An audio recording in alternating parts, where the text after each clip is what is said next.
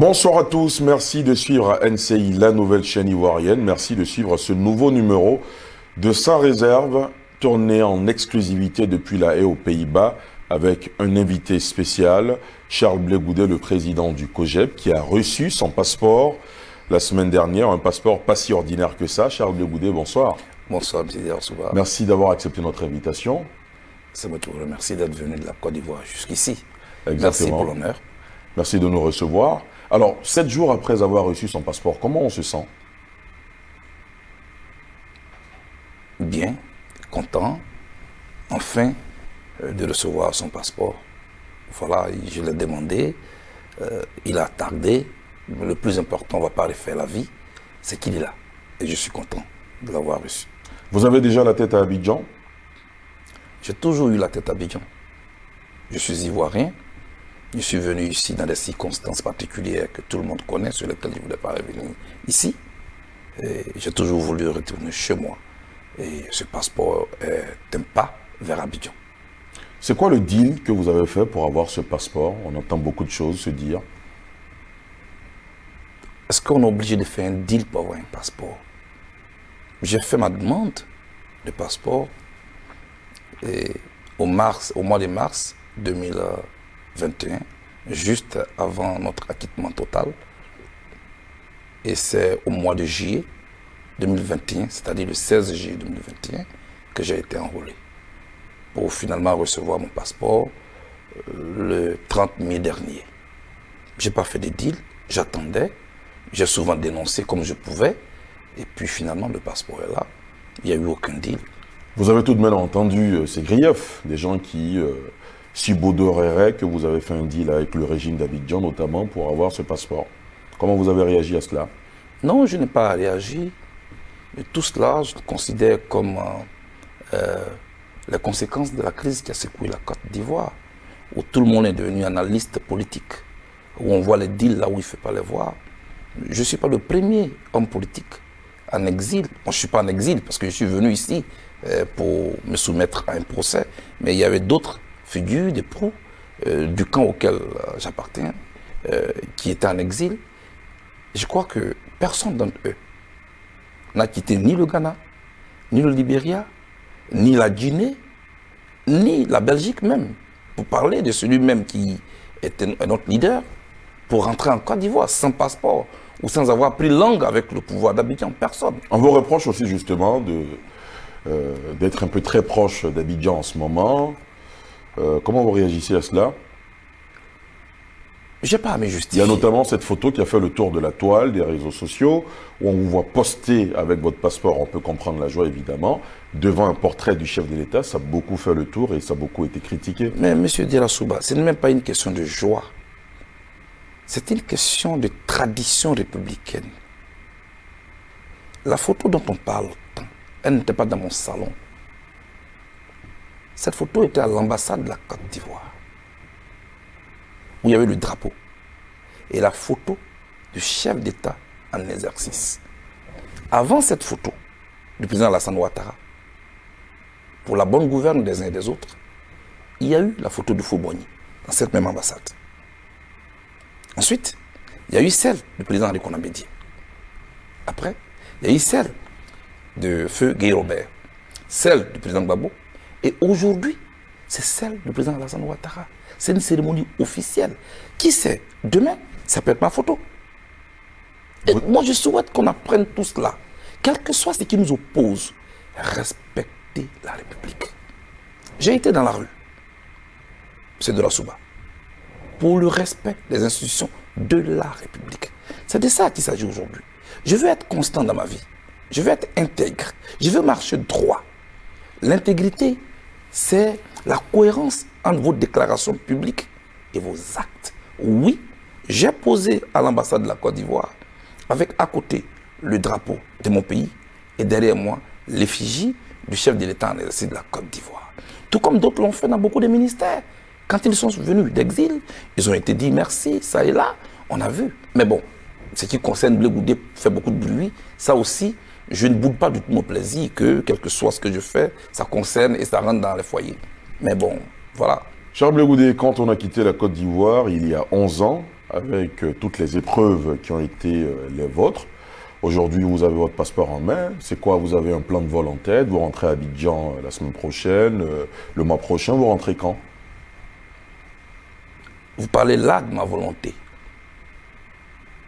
Cette volonté de retenir chez moi, je l'ai toujours affichée. Tout comme j'ai aussi affiché la volonté d'avoir mon passeport et j'ai dû attendre. Mais voyez-vous, M. Darasouba, j'ai quitté Abidjan sous fond de crise, sous fond de conflit. Je vais y retourner sous fond de réconciliation et de paix, sans braver qui que ce soit, sans narguer qui que ce soit. C'est cela aussi savoir sortir d'une crise. Alors, mon retour sera un retour concerté avec les autorités de mon pays, sans bruit, sans faire je sais pas moi, sans qu'on puisse se bagarrer. Le passeport m'a été remis. On me demande tout de suite, vous retournez à Abidjan quand? Moi, je suis patient. J'ai reçu ici le chef de cabinet du chef de l'État. Nous avons discuté. Il m'a dit, et je le dis pour la première fois, maintenant que j'ai le passeport en main, le président m'a envoyé pour vous dire, M. Blé, qu'il va vous remettre votre passeport. Ensuite, organisez votre retour.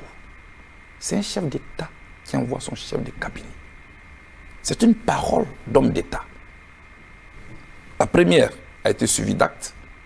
J'attends maintenant que nous prenions langue pour que de manière concertée, mon retour puisse être organisé. Charles Blé Goudé, sans réserve, vous n'avez pas une date en tête, une échéance? Non. Pas pour l'instant? Non, je pense que même si j'ai une échéance en tête, je dois en discuter avec les autorités de mon pays. Vous rêvez à quel type de retour en Côte d'Ivoire? Il y a eu beaucoup de commentaires, notamment autour du retour du président Laurent Gbagbo en Côte d'Ivoire. À quoi vous vous attendez, vous? Je retourne chez moi, retrouver ma famille, pleurer les miens, parce que je vous le dis, pendant que je suis ici, mon père a été enterré derrière moi. En moins de 2-3 mois, j'ai perdu tous mes frères et sœurs aussi. Je dois les pleurer, je dois retrouver mes enfants. Et puis, je dois aussi parler avec les Ivoiriens, prendre le pouls de la situation. Et puis, après, savoir comment est-ce que moi, j'oriente mes actions. Alors, ne nous jetons pas dans une précipitation qui souvent est source d'erreur. Je ne sais pas ce que vous voulez dire par quel type de retour je m'attends. Que voulez-vous dire? C'est vrai que c'est vous qui posez les questions. Absolument, je m'apprêtais à vous le dire. Quel type de retour? Est-ce que vous rêvez un retour triomphal? Mais je n'ai triomphé des personnes. Je n'ai triomphé des personnes. Mon pays sort à peine d'une crise. Je parlerai avec les autorités de mon pays. Le plus important, c'est que je retrouve mon pays. La première chose que vous ferez quand vous arriverez à Abidjan, ce sera quoi? Demander pardon à tous les Ivoiriens. Je suis acteur politique. Ce sont nos actions qui ont fait en sorte que notre pays s'est retrouvé dans cette situation. Pas parce que je suis coupable de quoi que ce soit, mais notre responsabilité a été engagée à un haut niveau. Sinon, je ne me serais pas trouvé ici, devant un tribunal international. Alors, on doit comprendre qu'à un moment donné, notre peuple a trop souffert, il faut apaiser les cœurs. Ceux avec qui je me suis brouillé, ceux avec qui j'ai eu des moments très difficiles, au point qu'il y a eu des morts, de part et d'autre, je veux dire. Mais en tout cas, moi, M. Darasouba, je ferai ma part. C'est quoi faire ma part? Ma part, c'est de donner un sens au mot réconciliation. C'est-à-dire mettre de nouveau ensemble ce qui a été séparé par la crise. Aller vers l'autre, lui parler, prendre langue avec lui, comme ça s'est fait au Rwanda, comme ça s'est fait ailleurs où il y a eu des crises. Je vous rappelle, c'est une simple poignée de main entre le président Mitterrand et le chancelier Helmut Kohl de l'Allemagne, le 22 septembre 1984, qui aujourd'hui a permis à l'Allemagne et à la France de passer du face-à-face au côte-à-côte. Ce qui a produit ce duo sur lequel repose aujourd'hui l'Europe. Je rêve de ça en Côte d'Ivoire. Oui, je demanderai pardon. Oui, je partirai vers les autres pour essayer de les amener à comprendre qu'on doit tourner cette page-là. Mais aussi parler aux miens. Parce qu'il ne s'agirait pas de les laisser par derrière, qu'ils ne comprennent pas ma démarche. Il faut que je leur demande, je leur démontre que chaque chose a son temps. Un moment pour se battre, un moment parler de paix. Je ne veux pas parler de la réconciliation en termes de propagande. Je parle de la réconciliation par l'exemple. Et je dois donner l'exemple. Charles Blé Goudé, on a l'impression d'avoir affaire à un nouvel homme. On est loin du Charles Blé Goudé qui haranguait les foules dans les années de 2002 jusqu'à 2010. Est-ce que vous avez l'impression que les épreuves que vous avez traversées, notamment le fait d'être détenu à la CPI et même en Côte d'Ivoire, ce sont des événements qui vous ont profondément changé? Mais moi, je vous arrête tout de suite. Dites-moi. J'entends souvent cette phrase. Monsieur Blé Goudé, est-ce que vous avez changé? J'entends souvent cette phrase. Oui. Mais la Côte d'Ivoire a changé. Vous avez parlé de 2000-2002, il y avait la guerre. Il n'y a pas de guerre en Côte d'Ivoire en ce moment. Je n'avais pas en face des gens Donc qui la avaient... situation... Non. Les gens qui étaient en face de moi n'avaient pas des bouquets de fleurs. Ils avaient des armes. Et moi, j'avais mon verbe. Mais ça, c'est fini, ça. Maintenant, mon pays sort de crise, a besoin d'apaisement, a besoin qu'on se parle, qu'on tourne cette page. Et je veux y participer. Donc, je m'adapte. Et je fais en sorte, en tant qu'acteur principal, de faire en sorte que le mal ne vienne pas de moi. Oui, M. Delassouba, les épreuves sont un enseignant. C'est Nelson Mandela qui l'a dit. Il dit la prison n'est pas qu'un lieu d'enfermement. C'est aussi un lieu d'enseignement. C'est un lieu de bilan. C'est un lieu d'introspection, un lieu de rétrospection, mais aussi un lieu de projection. Oui, j'ai tiré les leçons de tout cela. J'ai vu mon pays de loin. Je sais aujourd'hui comment les choses évoluent. J'ai 50 ans. Quand la crise ivoirienne éclatait, j'avais 28 ans. Vous ne faites pas aujourd'hui ce que vous avez fait quand vous aviez 25 ans, non?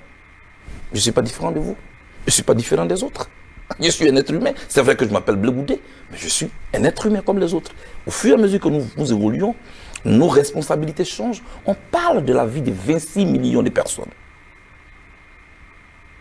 Nos égos, nos ambitions ne sont pas au-dessus de la vie des Ivoiriens. C'est en leur nom que vous parlez. Oui, vous avez devant vous un Blé Goudé qui avait 28 ans, qui a maintenant 50 ans. Vous avez devant vous un Blé Goudé qui a fait 2 ans en exil. Un Blé Goudé qui a fait 14 mois de détention à la DST en isolement. Un Blé Goudé qui est venu à la CPI et qui a fait l'objet d'un procès. La prison, c'est comme une piscine.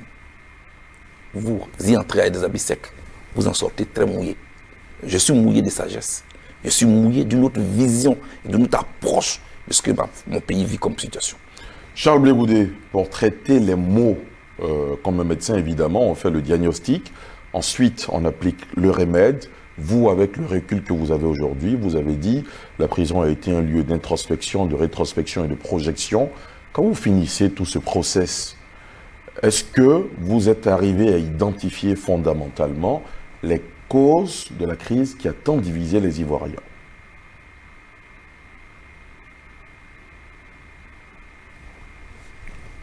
La cause principale, ce ne sont pas les Ivoiriens.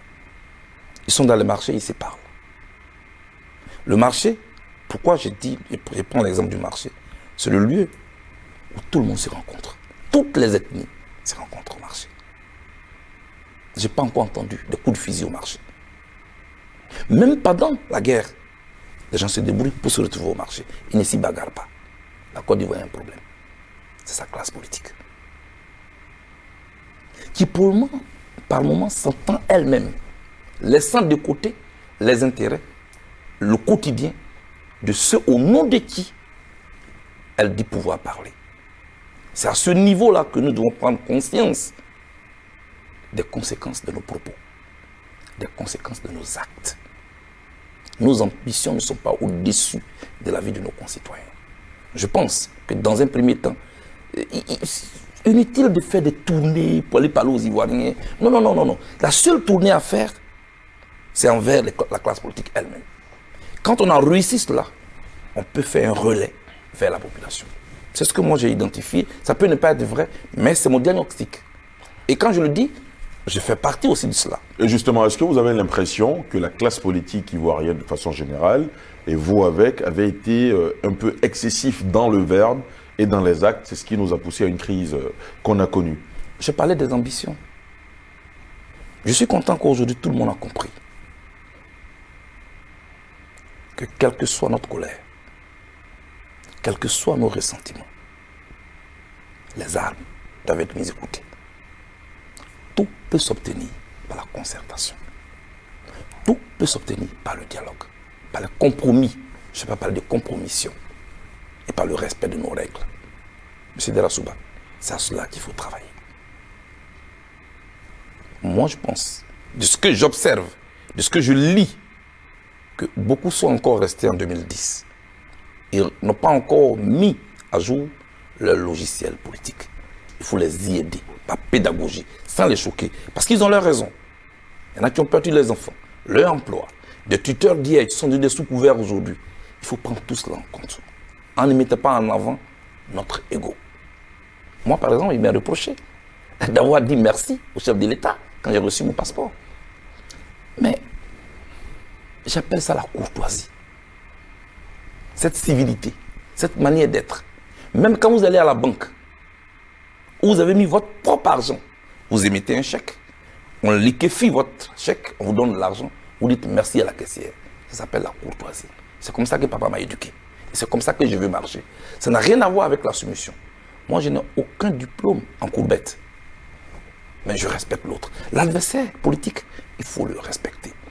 Le savez-vous, en rugby, souvent le vainqueur même fait la haie d'honneur au vaincu. Et même souvent au football, dans certaines circonstances. C'est ce jeu-là que je veux voir en Côte d'Ivoire. Surtout pour un pays qui sort des crises. Il faut qu'on change notre manière de voir. Vouloir écraser l'autre, vouloir humilier l'autre, ça ne mène nulle part. Et je suis mieux placé pour le dire. Quand le poisson sort de l'eau, qui vous dit que le caïman a mal à la tête, il faut croire. Je vous le conjure. Très bien. Charles Blé Godet, j'aimerais, à la faveur de cette interview, évidemment, qu'on parle, qu'on scrute le paysage politique en Côte d'Ivoire, le personnel politique, avec à sa tête, évidemment, des personnalités que vous avez côtoyées d'une façon ou d'une autre. L'actuel président de la République, Alassane Ouattara, votre mentor et père, comme vous le présentez, Laurent Gbagbo, et Henri Konan Bédié. Aujourd'hui, le débat tourne évidemment toujours autour de ces trois elders de la politique ivoirienne. D'abord, quels sont vos rapports aujourd'hui avec les trois, déjà? Bon, je vais commencer par le plus facile. Évidemment. Vous avez parlé de mon mentor. Voilà, je l'ai connu opposant, je l'ai connu au pouvoir, et nous avons passé 6 années ensemble derrière les barreaux, dans la même cellule, presque. Et donc, pour lui, nos rapports sont bons. C'est parce qu'une certaine presse et des opinions sur les réseaux sociaux laissent entendre. Il se raconte que, alors, quelques semaines avant de recevoir votre passeport, vous vous êtes fendu d'une déclaration sur les réseaux sociaux qui ressemblait à une mise en garde. Et beaucoup se disaient que justement cette mise en garde était adressée soit au président Laurent Gbagbo, soit à l'un de ses proches. Qu'en est-il exactement? À l'un de ses proches. Le président Gbagbo... Pas à lui-même. Non, je vous le dis, les rapports que j'ai avec le président Gbagbo, ce monsieur me respecte beaucoup. Beaucoup d'hommes ne savent pas la nature des rapports que j'ai avec le président Gbagbo. Même quand nous étions en prison, je suis le fils, j'étais chargé de tout. De cirer les chaussures jusqu'à l'habillement. Et je le faisais avec fierté. Parce que c'est mon père, c'est moi qui l'ai décidé. Même pour me demander un verre d'eau en prison, le président Gbagbo me dira toujours, Mbappé, s'il te plaît. Bien qu'il puisse me dire, donne-moi un verre d'eau et je vais courir. Il m'a toujours traité avec courtoisie. Donc il y a ce que les gens souhaitent, pour des raisons qui leur sont propres, et sur lesquelles je ne vais pas revenir ici. Donc nous avons des bons rapports. Quand le président Gbagbo arrive à Bruxelles, par courtoisie, il me dit, Mbappé, parce que c'est comme ça qu'il m'appelle, je suis arrivé à Bruxelles. Quand je reçois mon passeport, c'était mon Peut-être que vous avez gardé dents parce que vous aurez souhaité rentrer habiter avec le président Laurent Gbagbo. C'était mon co-détenu. Je l'informe de ce que moi aussi, je viens de recevoir mon passeport.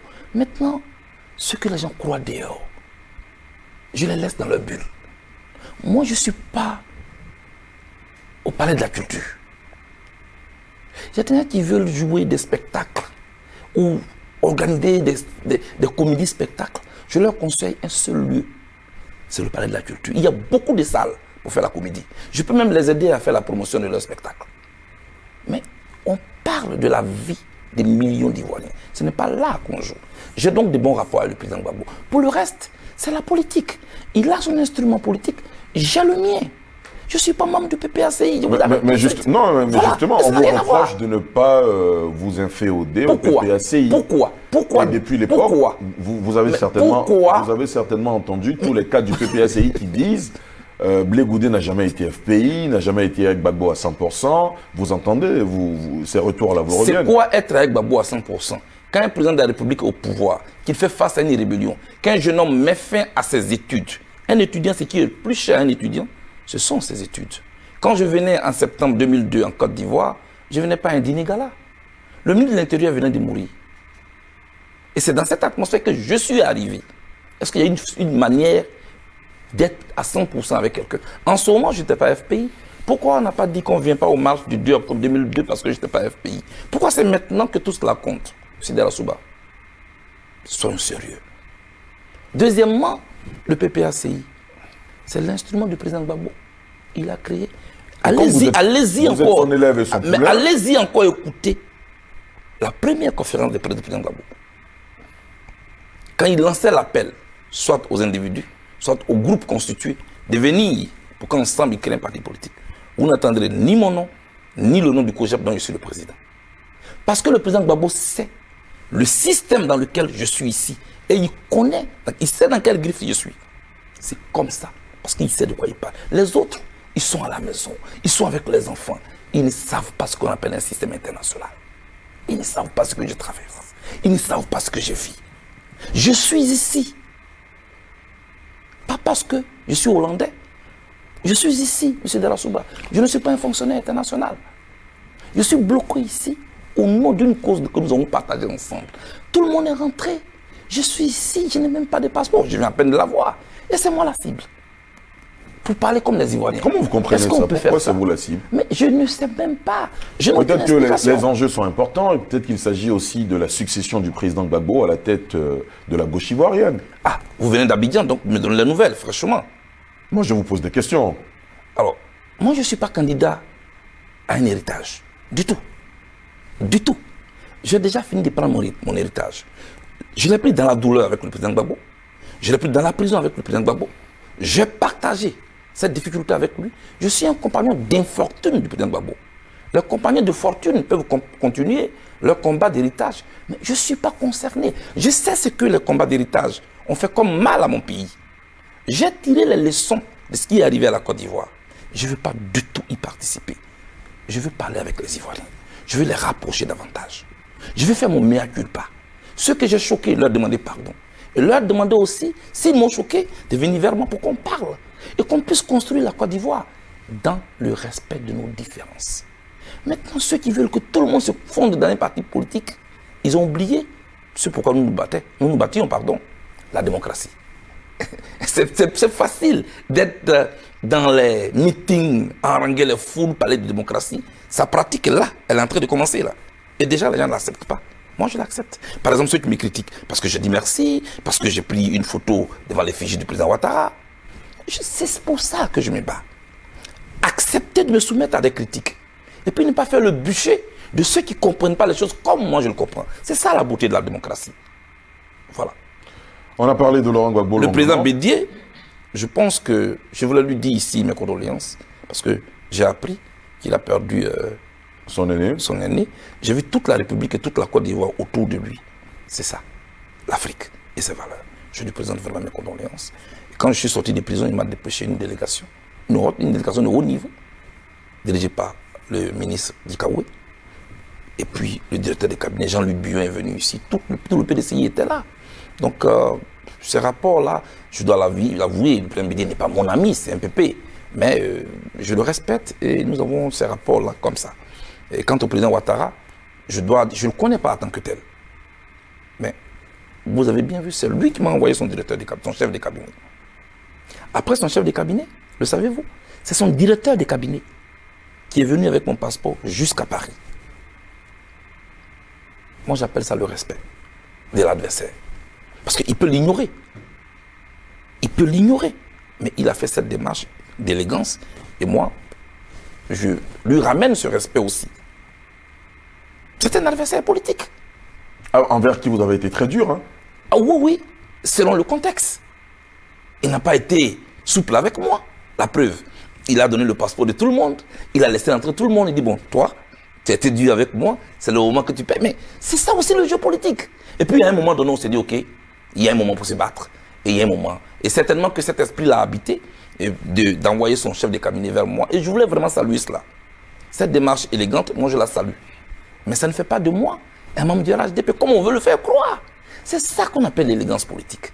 J'ai vu tous les opposants à Paris, autour de François Hollande, quand il y a eu Charlie Hebdo. J'ai vu Barack Obama et tous les autres opposants autour de George Bush, fils, pour aller célébrer le 11 septembre 2001. Et pourtant, ils étaient en pleine campagne. C'est ce jeu que je veux voir en Côte d'Ivoire, surtout un pays qui sort de crise. Donc, moi, je n'ai pas de problème avec cela. C'est l'élégance politique. Faire la politique autrement. Alors, le président Ouattara, peut-être que quand je vais rentrer, je vais davantage le connaître, mais je voudrais dire que... Un rapprochement est possible?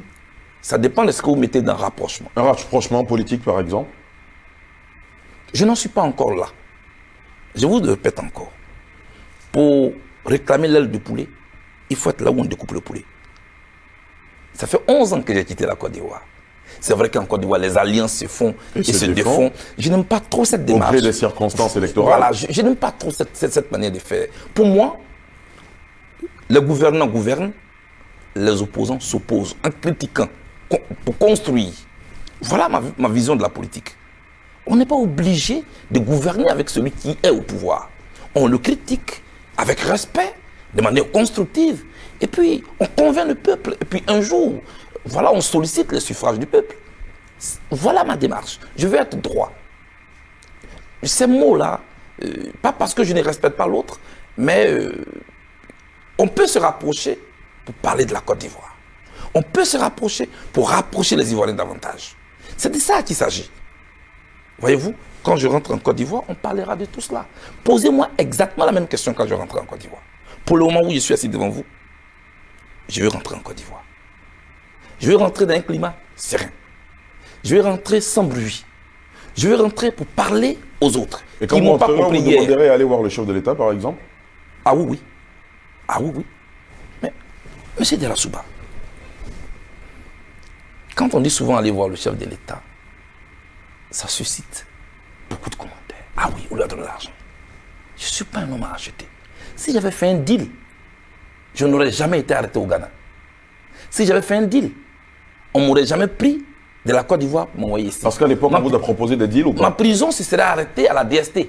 Mais si je suis arrivé jusqu'ici, et c'est qu'il n'y a pas eu de deal. Mais aussi surprenant que cela puisse être, le président Ouattara ne m'a jamais proposé de deal. Son chef de cabinet est venu me voir ici. Il m'a dit simplement, le président a décidé de te remettre ton passeport et tu vas rentrer. Il ne m'a jamais rien proposé. Mais vraiment rien. Et je salue cela. C'est de la transparence. C'est comme ça qu'on fait la politique. Voyez-vous? Donc, je pense qu'il faut qu'on apprenne et tout cela. Donc, moi, quand je rentre simplement pour prendre ma place. Voilà. Dans l'environnement politique de la Côte d'Ivoire. Un autre acteur avec qui vous avez en partage la génération et le parcours syndical, notamment à la FESI, vous imaginez bien de qui je veux vous parler. Non, je n'imaginais rien du tout. De Guillaume Soro. Quels sont vos rapports aujourd'hui? Guillaume est venu me voir en 2019. Et depuis qu'il est rentré, voilà, on n'a plus eu de contact. Jusqu'aujourd'hui. Voilà. Vous avez suivi l'actualité le concernant, la rupture de ban avec le RHDP, avec le président Ouattara. Quels commentaires faites-vous, de façon générale? Et tout cela fait partie des rapports politiques. Voilà. Et toute réalité politique est une denrée périssable. Ce qui est vrai aujourd'hui n'est pas forcément vrai demain. Et les crises entre partenaires politiques font partie de la vie politique seulement. Il faut savoir les régler dans un cadre politique, pour ne pas que ce soit des problèmes de personnes. Parce que comme Oufou-Boigny l'a dit, les problèmes de personnes sont difficiles à régler. S'il y a eu un problème entre Guillaume et celui que lui-même il a appelé son mentor, je pense qu'ils trouveront certainement un terrain pour le régler. Mais bon, je ne veux pas en dire plus que cela parce que je ne sais pas de quoi il s'agit en fait. Voilà. Charles Goudé, vous avez été condamné par contumace à 20 ans de prison par la justice ivoirienne pour des chefs que vous connaissez. Vous vous apprêtez à rentrer en Côte d'Ivoire, vous avez votre passeport. Est-ce que vous craignez des représailles de la justice ivoirienne une fois rentré à Abidjan? C'est Delassouba. Quelqu'un qu'on veut mettre en prison, on ne lui envoie pas un chef de cabinet. On lui envoie un juge ou une commission rogatoire. le président Ouattara m'a envoyé son chef de cabinet pour qu'on parle de tout cela. Je ne crois pas qu'il soit dans une logique de remuer le couteau dans une plaie à peine cicatrisée. Donc, j'ai fait confiance à cette démarche, que je salue d'ailleurs. Donc, cela fait la partie des discussions que nous allons avoir. Le président Gbagbo est condamné à 20 ans. Il est en Côte d'Ivoire. Il est libre de ses mouvements. Kone Katina a été condamné à 20 ans. Il est en Côte d'Ivoire. Il a même été réintégré dans sa fonction au sein de la fonction publique.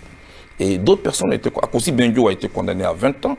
Je peux en citer autant. Cela veut dire que le chef de l'État est dans un état d'esprit de rapprocher les Ivoiriens davantage et de tourner la page. Je pense qu'on ne tourne pas une page de guerre ou de conflits à moitié. Voilà. Nous tous, nous avons quitté la Côte d'Ivoire pour la même raison. Sont annoncées pour l'année prochaine les élections locales. Si tout se passe bien, vous devriez être à Abidjan, en tout cas on vous le souhaite. Est-ce que ces élections-là vous intéressent, vous y pensez un tout petit peu? Ce à quoi je pense en ce moment, c'est de rentrer à Abidjan. C'est de rentrer à Abidjan. Le COJEP est orphelin de son leader.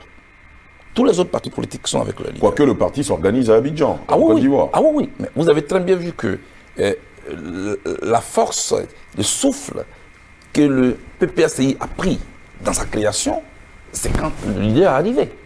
Le président Gbagbo Laurent n'a pas créé le PPACI depuis Bruxelles. C'est quand il est arrivé, tout ce qui a... Ah, peut-être que vous annoncez des couleurs, peut-être que quand vous rentrerez en Côte d'Ivoire, vous créerez une autre structure politique. Puisque vous faites allusion au président Gbagbo. Non, j'étais juste en train de dire que c'est quand il est rentré qu'il s'est organisé avec ses partisans et que tout cela a créé un engouement. Donc vous n'y pensez pas pour l'instant? Donc moi, pour l'instant, ce qui est important, c'est de rentrer en Côte d'Ivoire. Je prendrai le temps de tout cela et posez-moi la même question, je vous le dis. Mais construisons la maison avant de voir comment placer les meubles. Il y a une maison que vous avez déjà construite sans avoir placé les meubles forcément, c'est la présidentielle, parce que vous dites dans toutes les interviews, en tout cas chaque fois que l'occasion se présente, que vous comptez, vous entendez diriger la Côte d'Ivoire un jour. Charles Blé Goudé, c'est une ambition légitime évidemment. Vous rêvez déjà à 2025? Ça, ce sont des dates, ce sont des chiffres. Je dis un jour. Un étudiant qui est en faculté de pharmacie, est-il choquant de l'entendre dire qu'il veut être un jour un pharmacien? Tout ce que j'ai fait depuis ces 20 dernières années, c'est de faire la politique. Et je dis un jour, je veux diriger mon pays un jour.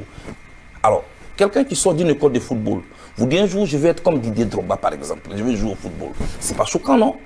Oui, je vais diriger la Côte d'Ivoire un jour, mais M. Derassouba, ça ce n'est qu'une ambition. Ça ce n'est qu'une ambition.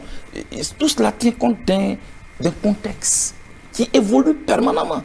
La Côte d'Ivoire a changé derrière moi, à tous les niveaux. Au niveau sociologique, au niveau des infrastructures, au niveau politique. Il y a eu une recomposition. Vous savez, après toute crise, il y a toujours une reconfiguration. L'Europe, d'entre les deux guerres, n'a pas été l'Europe d'après la chute du mur de Berlin. Des partenaires sont devenus des ennemis, tout comme des ennemis sont devenus des partenaires. Voilà aujourd'hui l'Allemagne et la France. Calmons-nous et laissons les choses venir. Priez que je rentre vraiment en Côte d'Ivoire. Et je vous le dis, je prendrai toute ma place. Maintenant, qu'est-ce que je dois faire? Ma première chose, c'est de participer à rassembler les Ivoiriens d'abord. Et à parler avec mes adversaires aussi. Cela me paraît important. Parce qu'au bout du compte, on veut être président pour qui? Pour un peuple qui est en souffrance. Pour un peuple qui vit avec la peur au ventre. Les gens m'ont connu d'une manière. Je sors de prison, il faut que je parte à leur rencontre pour qu'on puisse parler. Je répète encore, parler, se parler. C'est important. C'est à cela que je vais m'atteler. Ensuite, les ambitions viendront. Quand vous dites vous parler à vos adversaires, par exemple, vous êtes bien conscient, Charles Blé Goudé, que durant votre parcours, vous représentez pour beaucoup de jeunes un héros, mais pour d'autres un bourreau. Donc vous parlerez à tout le monde, c'est cela? Oui, surtout à ceux pour qui je suis un bourreau. Je vous ai parlé tout à l'heure de la poignée des mains entre Helmut Kohl et le président Mitterrand. Mais restons en Afrique. Parlons du Rwanda, en 3 mois. Du 7 avril 1994 au 15 juillet 1994, entre 500 000 et 1 million de morts. Les Tutsis et les Hutus vivent aujourd'hui ensemble. Et le Rwanda commerce avec les grandes entreprises du monde. Pourquoi? Parce qu'ils ont compris qu'il faut se parler. Tutsis et Hutus se parlent aujourd'hui. En Côte d'Ivoire, cela est aussi possible. Et je veux être un acteur pour parler à tout le monde. Je ne veux pas être un chef de clan. Je ne veux pas aller et puis rester toujours avec les militants du COJEP. Je ne veux pas être un chef de clan. Je veux parler à la Côte d'Ivoire plurielle. Voilà. Le pardon et la réconciliation nationale. On a essayé plusieurs formules en Côte d'Ivoire. On a eu un forum de la réconciliation, vous le savez, vous y avez participé, à l'aube des années 2000. On a eu la commission dialogue, vérité, réconciliation. Vous disiez tout à l'heure, au cours de cet entretien, que pour vous, les Ivoiriens sont réconciliés d'office. Ce sont les hommes politiques qui ne sont pas réconciliés. Quelle action vous entendez poser une fois en Côte d'Ivoire pour amener cette classe politique à avoir un autre regard sur la gestion de la société ivoirienne? Vous allez organiser des rencontres. C'est une chaîne qui n'accepte certainement pas les publicités. Mais vous allez me faire cette dérogation. Dites-nous. Coca-Cola n'a jamais donné sa formule chimique à Pepsi Cola. Vous gardez votre formule pour vous? Oh oui. J'ai un plan pour la réconciliation en Côte d'Ivoire. J'ai un chemin qui est particulier et que personne n'a jamais essayé. Je garde cela pour moi. Mais cela va bénéficier à mes concitoyens, aux Ivoiriens. Je ne me mettrai pas forcément en avant. Le plus important, c'est que ceux qui hier étaient déchirés se remettent ensemble. Je rentre en Côte d'Ivoire avec une aiguille pour recoudre ce qui a été déchiré. C'est le moins que je puisse dire. Cher Blé, tout à l'heure, on a parlé des elders de la politique ivoirienne. Il y a un débat qui a refait surface, celui sur la limitation d'âge. Un député, notamment le député Antoine Assalé Moko, député de Tia-Salé, a proposé de réintroduire dans la constitution ivoirienne la limitation d'âge de 75 ans dans la constitution. Est-ce que vous verrez cela d'un bon œil? Évidemment, ça vous permettrait, vous, d'avoir un boulevard devant vous si les trois elders de la politique se retirent. Non? Quand on veut se projeter, on fait d'abord l'inventaire de l'existant. Vous avez employé un terme, réintroduit. Cela veut dire ça existait que avant. ça existait avant. Alors, ceux qui ont légiféré à cette époque et qui ont exclu cette clause-là de notre Constitution, peut-il au moins nous expliquer pourquoi cette clause avait été exclue de notre Constitution? C'était quoi l'objectif? Parce que quand on légifère, on ne légifère pas par rapport à soi. La loi, elle est impersonnelle. On légifère, c'est vrai, par rapport au présent, mais surtout par rapport au futur. C'est ce qu'on appelle les hommes d'État. Ils bâtissent pour la génération. Ils bâtissent pour pour le futur. Pourquoi? On ne va pas refaire l'histoire, c'est fait. Mais au moment où cette clause était dans la Constitution, tous étaient d'accord. Si cette clause revient, logiquement, tout le monde devait être d'accord, personne ne devait contexter. Seulement, quand on met tout cela dans un contexte, les partisans de certains partis politiques ont l'impression que cette clause-là va être réintroduite contre leur leader. Voilà où il faut faire attention. Qu'est-ce que vous proposez à ce niveau? Moi, je n'ai rien à proposer. Moi, je n'ai rien à proposer. Si vous aviez le choix entre si cette clause elle est introduite, si cette clause elle est introduite, ça ne va pas du tout m'énerver. Puisque moi, j'étais d'accord qu'elle soit dans la Constitution la limitation d'âge. Et tout le monde était d'accord.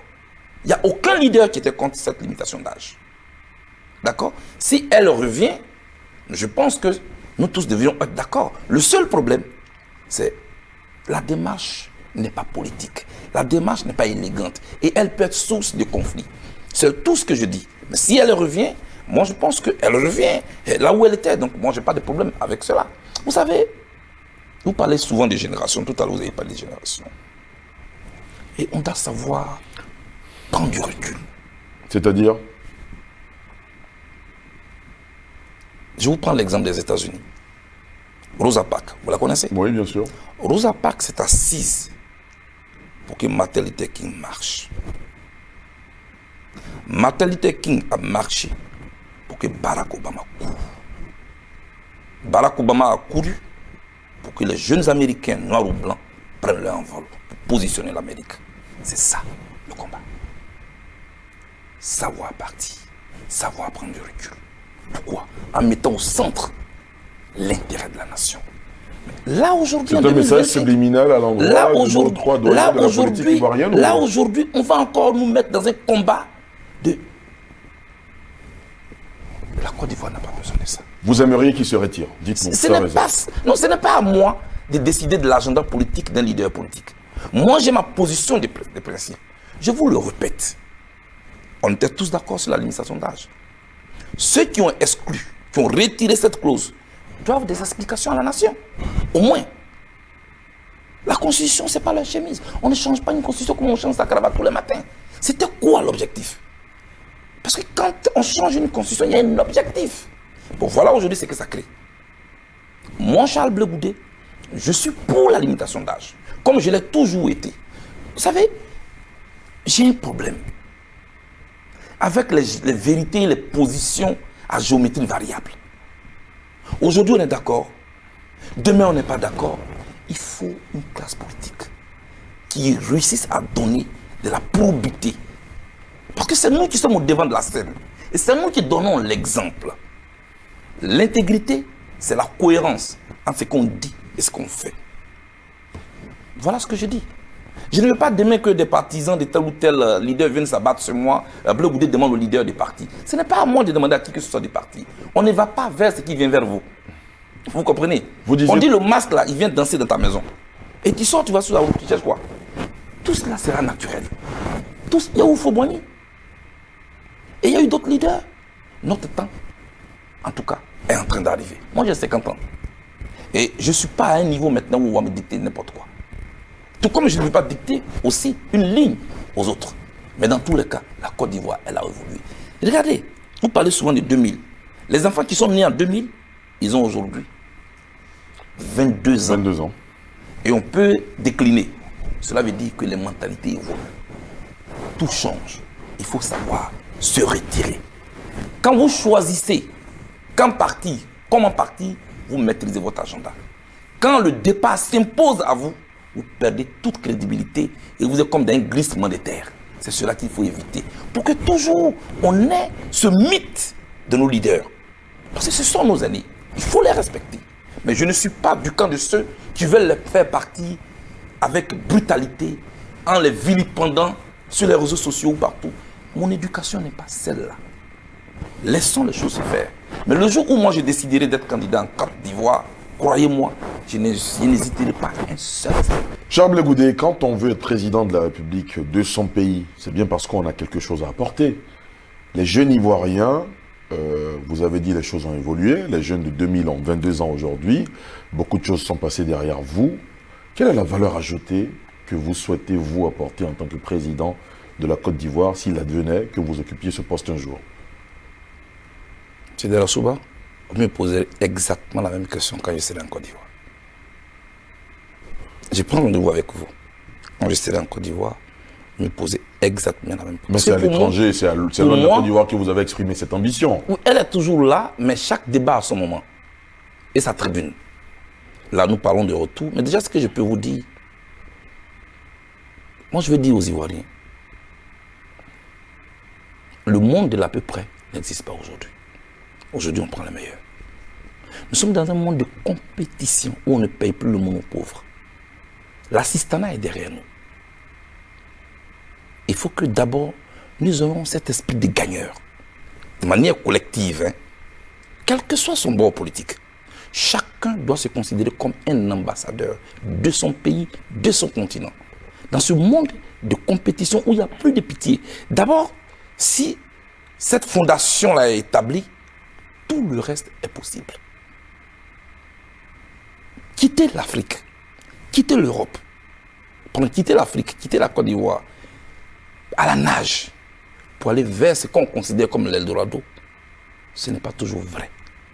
Donc, il faut des dirigeants qui puissent permettre aux jeunes Africains de comprendre que ce qu'ils croient aller chercher ailleurs est chez eux. L'Afrique a tout, la Côte d'Ivoire a tout. L'agriculture, c'est cela que nous avons. Tout le monde dit que l'Afrique est une terre d'opportunité. Tout le monde dit que l'Afrique est l'avenir. Tout le monde y croit. Et le paradoxe, sauf les Africains eux-mêmes. C'est à cela que je vais travailler. D'abord. Et puis ensuite, tout le reste est possible. Mais je ne suis pas candidat pour l'instant à une élection présidentielle. Je ne suis pas candidat, donc je suis mal à l'aise pour développer cette question. Mais j'ai un rêve. C'est un rêve d'enfant, c'est un rêve de jeune. Maintenant, je suis devenu adulte. Et au fur et à mesure que je vieillis, je prends de l'âge, ce rêve-là prend forme. Surtout au vu de ce que j'observe, où les gens n'arrivent même plus à se tolérer. Tout le monde est d'accord. Dès qu'on parle politique, ça sort le machette. Dès qu'on parle politique, ça sort le fusil. Vous allez voir, une élection présidentielle, dès qu'on l'annonce, en Côte d'Ivoire, c'est comme si on a annoncé une déclaration de guerre. Je veux que tout cela change. Je veux, et je rêve, de ce qu'en Côte d'Ivoire, il y ait une passation, un jour, entre un président sortant et un président élu. M. Delassouba, je rêve de ça. Est-ce que cela est impossible? Quand c'est possible au Ghana, quand c'est possible au Sénégal, pourquoi ce n'est pas possible chez nous? Mais tout cela doit s'inscrire dans un projet de société sur lequel je suis en train de travailler. Pour que quand un président est élu, qu'il est installé dans son fauteuil, celui qui l'a remplacé ne soit pas en train de prendre l'avion pour aller en exil. Est-ce qu'on peut y arriver? Tout cela se trouve dans notre attitude, dans nos propos.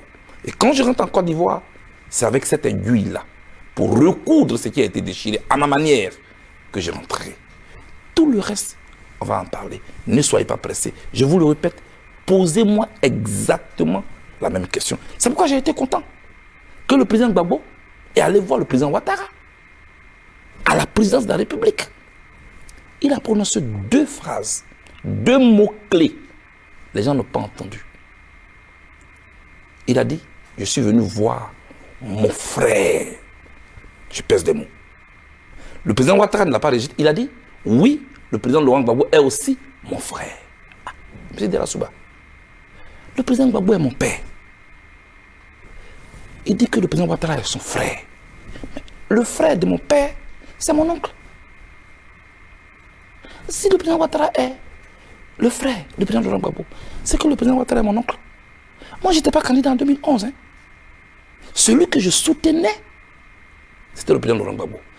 Je les ai vus dans un fauteuil, ensemble. Quelle belle image. Nous devons accompagner cet élan. Et ne pas être ceux qui veulent forcément être plus royalistes que le roi lui-même. Parce que c'est un exemple qu'il nous donne.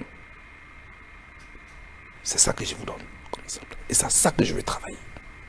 Charles Blé Goudéon, on est presque au terme de cet entretien. Comment va le COJEP aujourd'hui? Très bien. En l'absence de son leader, le COJEP s'organise. Un vent de restructuration en cours? Oui, parce que nous sommes en pleine construction. Gérer un parti à plus de 7000 km, c'est pas chose aisée. Est-ce que vous avez essuyé des défections? Notamment ceux qui estiment qu'ils doivent suivre Laurent Gbagbo parce que vous avez décidé de faire chemin seul. Ça ne me surprend pas. C'est le coup de poing que vous ne voyez pas venir qui vous met KO.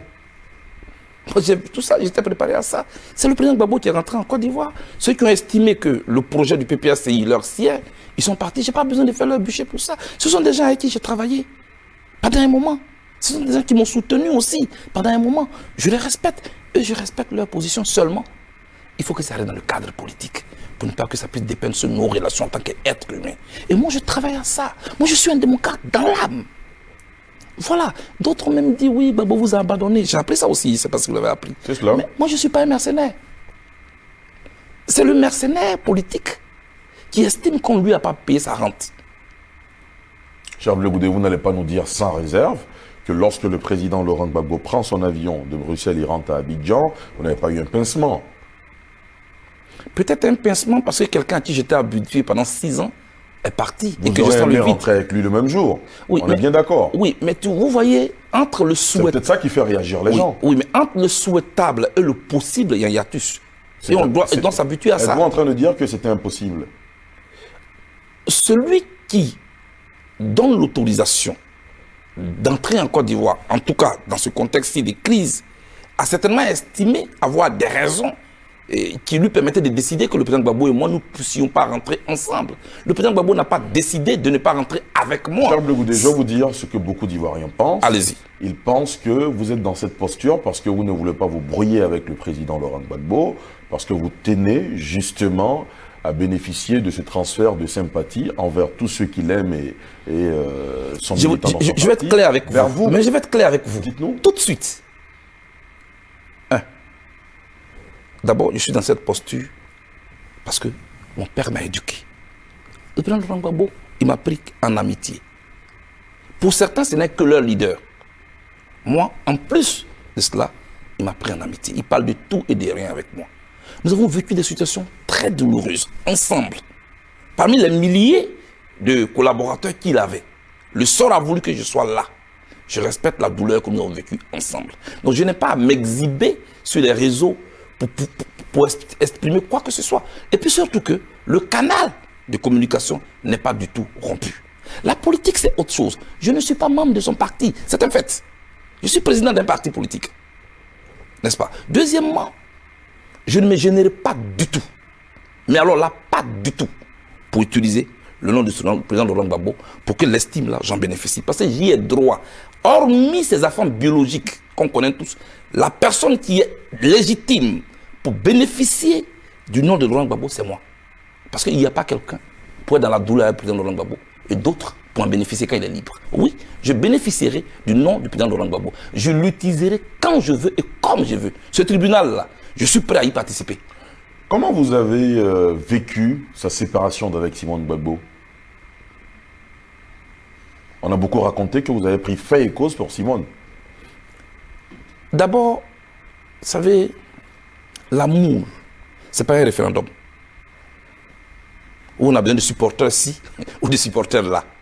Je respecte le président Gbagbo. Un enfant n'a pas le droit de regarder dans le lit de son père et sous les draps de son père. C'est dans cette posture que je suis resté. En ce qui concerne la relation conjugale entre le président Laurent Gbagbo et son épouse. Pour le reste, moi je suis un villageois dans l'âme. J'ai fait d'Iberois, mais j'ai surtout grandi chez les Koulongo. Ta mère, même si ton père se sépare avec elle, et d'elle, elle est toujours ta mère. Même, parce que moi je suis orphelin. Quand ta mère a quitté la cour conjugale, là où elle est, le soir même, tu rases des murs et tu vas manger et tu reviens. Simone Gbagbo est ma mère. Je l'assume devant cette caméra. Je suis avec elle. Simone Gbagbo est ma mère. Je suis avec elle. Simone Gbagbo est ma mère. Je suis avec elle. Pas avec l'épouse du président Laurent Gbagbo, mais la femme que moi j'ai vue sur les médias et la femme dont je connais le parcours politique. Je n'accepte pas que pourquoi les gens pensent que parce que le président Laurent Gbagbo est en brouille avec une personne, tout le monde doit se dresser contre la personne. Aide-moi à détester. Pourquoi? C'est pas juste. On peut servir de pont, non? On peut servir de rapprochement, non? Pourquoi on doit se dresser contre l'autre? Moi, j'ai beaucoup de respect pour cette femme. Pour autant, je n'ai pas de brouille avec le président Gbagbo. Vous la voyez jouer les premiers rôles dans la politique ivoirienne en Côte d'Ivoire? Ça, c'est sa décision à elle. Ce n'est pas à moi de décider de ce qu'elle va être. Vous parlez de Simone Gbagbo, non? Vous croyez que quelqu'un peut décider pour Simone Gbagbo? Vous ne savez pas de qui vous parlez. C'est pas vrai. Charles Begoudé, nous sommes presque au terme de cette interview. Dites-nous, quel regard jetez-vous sur l'ouverture du paysage télévisuel en Côte d'Ivoire? En tout cas, merci à vous de nous avoir accordé cette interview exclusive depuis La Haye. Mais quel regard jetez-vous de façon générale sur le paysage audiovisuel en Côte d'Ivoire? Est-ce que vous arrivez à suivre les émissions que nous réalisons, par exemple sur NCI? Ah oui, moi je voulais d'abord vous féliciter. Vous féliciter. J'ai vu les installations. Et ça m'a bluffé. De savoir que dans mon pays aussi, ces plateaux-là peuvent exister. Ces studios des rêves qu'on voit sur les chaînes dites internationales peuvent exister. Et je voudrais féliciter tous ceux qui ont participé à mettre en place ces chaînes privées-là. Je vous ai souvent vu, sans que votre modestie en souffre, sur des plateaux. Vous n'avez rien à envier à des journalistes qu'on dit, des journalistes chevronnés. Je suis fier de cela. C'est pourquoi, depuis que j'ai obtenu mon passeport, malgré les sollicitations que j'ai eues, j'ai voulu parler d'abord à une chaîne ivoirienne. Il faut qu'on se décomplexe. Ce qui est possible ailleurs est possible ici. Ce n'est pas Dieu qui est descendu pour changer la Chine. c'est l'intelligence des Chinois et leur vision qui les a amenés aujourd'hui à être en pole position de l'économie mondiale. Oui, au niveau de l'audiovisuel en Afrique, d'abord dans la sous-région, ensuite au niveau africain et puis maintenant au niveau international, la Côte d'Ivoire a sa place. Je voudrais ici féliciter tous ces promoteurs qui ont mis ces chaînes privées en place et qui permettent à ces jeunes Ivoiriens qui ont fait l'école de la communication d'exercer dans leur métier. Et les intermittents de ce métier-là aussi, de jouer leur rôle et de gagner leur pain avec dignité. Seulement, il faut essayer de revoir un peu les émissions, les divertissements. Et puis fixer des limites. Parce que nos enfants regardent. Et ils ont besoin de modèles. Voilà ce que je voulais vous dire. Charles Blé Goudé, est-ce que vous avez le sentiment d'avoir répondu à toutes nos questions sans réserve? Je vous ai Ou répondu. par moment vous avez fait la langue de bois? Non, je vous ai répondu avec mon cœur, avec mon âme. Je pense que les téléspectateurs vont juger. Ils connaissent Charles Blé Goudé. Je n'ai pas pour habitude d'employer une langue de bois. Et je m'apprête à rentrer à Abidjan certainement avec l'accord des autorités de chez moi. Si je déballe maintenant toutes mes valises, quand j'arrive à Abidjan, je dis quoi? Je vous donne rendez-vous à Abidjan. Est-ce que vous accepterez qu'on soit la première chaîne qui vous interviewe une fois à Abidjan? Tout dépendra de comment vous allez vous dépêcher pour venir parler avec moi.